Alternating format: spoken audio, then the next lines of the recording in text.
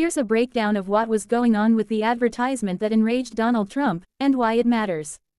What the ad was. The ad in question was produced by the provincial government of Ontario, Canada.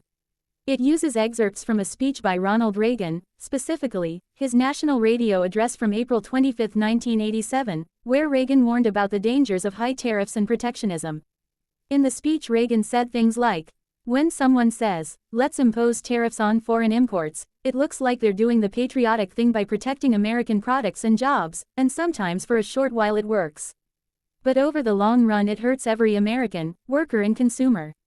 The Ontario government ad used that message to argue that U.S. tariffs, such as those championed by Trump, are harmful not only to trading partners like Canada but ultimately to American workers and consumers too. Why Trump got so angry? There are a few reasons this triggered such a strong reaction from Trump.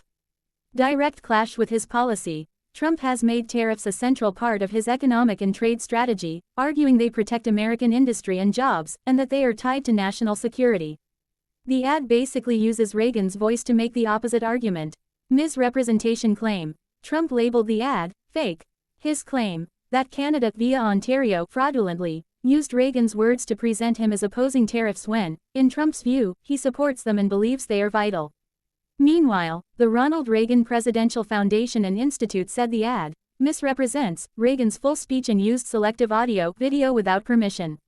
Timing and leverage. The ad was aired in major U.S. media markets and seen as part of an effort by Canada, Ontario to influence U.S. public opinion and potentially U.S. policy decisions, including legal cases on tariff authority.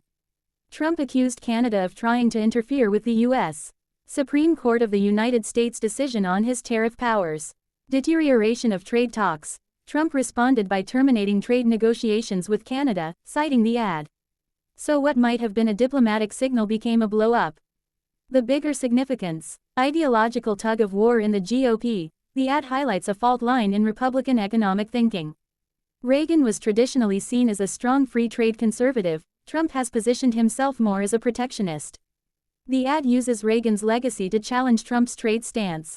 Trade relationships between major allies. With Canada being one of the United States' closest trading partners, this dispute shows how even messaging an ad can escalate into major diplomatic friction. Precedent for use of historical figures and speeches. The "do you have permission" question, the editing of old speeches, and whether the message is being taken out of context, all are part of the controversy the foundation raised.